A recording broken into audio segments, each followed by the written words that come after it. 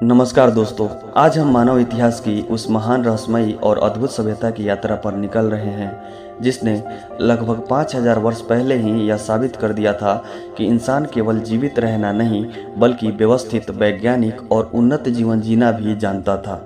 यह है सिंधु घाटी सभ्यता, जिसे हड़प्पा सभ्यता भी कहा जाता है। यह अध्याय केवल इतिहास नहीं बल्कि मानव बुद्धि, संगठन, स्वच्छता और तकनीकी समझ का प्रमाण है। कल्पना कीजिए, जब दुनिया के कई हिस्सों में लोग अभी भी जंगलों में बिखरे जीवन जी रहे थे, तब भारतीय उपमहाद्वीप में लोग सुव्यवस्थित शहरों में रह रहे थे।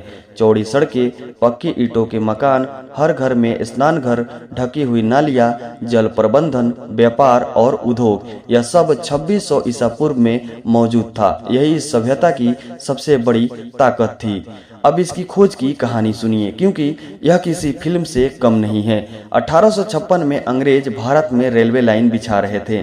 कराची से लाहौर तक रेल ट्रैक बनाया जा रहा था। इंजीनियरों को पास के एक टीले से लाखों मजबूत पकी हुई ईंटें मिली। मजदूरों ने उन ईंटों को रेलवे ट्रैक में लगा दिया। उन्हें पता ही नहीं था कि वे हजारों साल पुरानी सभ्यता को तोड़ रहे हैं। वह स्थान था हड़प्पा।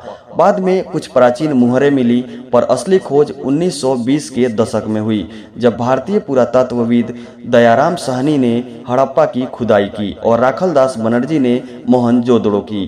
खुदाई के बाद जो सामने आया उसने इतिहास की किताबें बदल दी। यह साबित हो गया कि भारत में वैदिक काल से भी पहले एक उन्नत शहरी सभ्यता थी। यह सभ्यता लगभग 2600 ईसा पूर्व से 1900 ईसा पूर्व तक अपने चरम पर रही। यह कांस्य युग की सभ्यता थी, क्योंकि यहाँ कांसे के औजार मिले हैं। इसका विस्तार बहुत विशाल था। अफगानिस्तान की सीमा से गुजरात तक और बलूचिस्तान से पश्चिमी उत्तर प्रदेश तक लगभग 12 लाख वर्ग किलोमीटर क्षेत्र में फैली यह सभ्यता मिस्र और मेसोपोटामिया से भी बड़ी थी। इसके प्रमुख नगर थे हड़प्पा, मोहनजोदड़ो, धौलावीरा, लोथल, कालीबंगन, राखीगढ़ी और बनावली। हर नगर की अपनी खासियत थी। धौलावीरा में जल संरक्षण की अद्भुत व्यवस्था मिली है। लोथल में बंदरगाह मिला, जो समुद्री व्यापार का प्रमाण है। कालीबंगन में हल के निशान मिले, जो कृषि तकनीक दर्शाते हैं। इस सभ्यता की सबसे बड़ी पहचान थी इसकी नगर योजना। शहर ग्रिड पैटर्न पर बसे थे। सड़कें सीधी थी और एक दूसरे को समकोण पर काटती थी। मुख्य सड़कें चौड़ी थी और उनसे छोटी गलियां गुजरती थी। मकान पक्की ईंटों के बने थे और ईंटों का अनुपात पूरे क्षेत्र में समान था। यह मानकीकरण का प्रमाण है, लेकिन हर घर में स्नान घर था। हर घर की नाली मुख्य नाली से जुड़ी थी। नालियां ढकी हुई थी। इसे दुनिया का सबसे पुराना सीवरेज सिस्टम माना जाता है। घर मजबूत ईंटों के बने होते थे। कई घर 2 मंजिला थे। घरों में आंगन, रसोई और स्नान घर होते थे। दरवाजे मुख्य सड़क की बजाय गलियों की ओर खुलते थे, जिससे गोपनीयता बनी रहती थी। मोहनजोदड़ो का महान स्नानागार इस सभ्यता की इंजीनियरिंग का अद्भुत उदाहरण है। इसकी दीवारें जलरोधक थी, पानी भरने और निकालने की व्यवस्था थी। संभवतः यह धार्मिक स्थान के लिए उपयोग होता था। लोग आभूषण पहनते थे, सोना, चांदी, कीमती पत्थर और शंख आदि। मिट्टी के खिलौने, नृत्य करती लड़की की कांस्य की मूर्ति, दाढ़ी वाले पुजारी की मूर्ति, ये सब कला कौशल का प्रमाण है। आर्थिक जीवन कृषि पर आधारित था। गेहूं, जौ, तिल, सरसों, खजूर आदि उगाए जाते थे। दुनिया में कपास की खेती का सबसे पुराना प्रमाण यहीं से मिला है। पशुपालन भी होता था। बैल, भैंस, भेड़, बकरी, बैलगाड़ी के खिलौने मिले हैं। व्यापार बहुत उन्नत था। लोथल बंदरगाह से समुद्री व्यापार होता था। मेसोपोटामिया के अभिलेखों में मेलुहा शब्द का उल्लेख है, जिसे सिंधु क्षेत्र से जोड़ा जाता है। मानकीकृत बाट और तौल मिले हैं, जिससे पता चलता है कि व्यापार संगठित था। उनकी लिपि आज भी रहस्य है। मुहरों पर पशुओं की आकृतियां हैं। सांड, हाथी, गैंडा, बाघ, मातृ देवी की मूर्तियां मिली हैं। पशुपति मुहर को कुछ विद्वान शिव से जोड़ते हैं। अग्निवेदियों के प्रमाण भी मिले हैं। यह सभ्यता केवल तकनीकी रूप से उन्नत नहीं थी, बल्कि सामाजिक रूप से भी संगठित थी। बड़े महल या भव्य मंदिर नहीं मिले, जिससे लगता है समाज अपेक्षाकृत समान था। लोग व्यवस्थित जीवन जीते थे, स्वच्छता का ध्यान रखते थे और विज्ञान की समझ रखते थे। और जैसे जैसे खुदाई आगे बढ़ी, यह स्पष्ट होता गया कि यह सभ्यता केवल एक शहर नहीं बल्कि सैकड़ों नगरों और बस्तियों का विशाल नेटवर्क थी, जहां जीवन के हर क्षेत्र कृषि, उद्योग, व्यापार व्यापार, कला, धर्म और सामाजिक संगठन में अद्भुत संतुलन दिखाई देता है।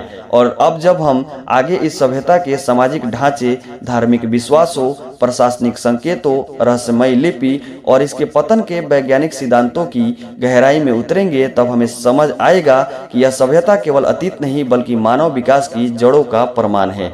क्योंकि खुदाई से जो प्रमाण मिले हैं उनसे लगता है कि यह समाज संगठित और अनुशासित था। बड़े बड़े महलों या राजाओं के भव्य महलों के अवशेष नहीं मिले, जिससे संकेत मिलता है कि यहाँ सत्ता का अत्यधिक केंद्रीकरण नहीं था। संभवतः यहाँ प्रशासन सामूहिक व्यवस्था पर आधारित था। शहरों की योजना देखकर लगता है कि कोई संगठित निकाय या प्रशासनिक तंत्र अवश्य रहा होगा, क्योंकि बिना किसी मजबूत व्यवस्था के इतनी समानता और मानकीकरण संभव नहीं था।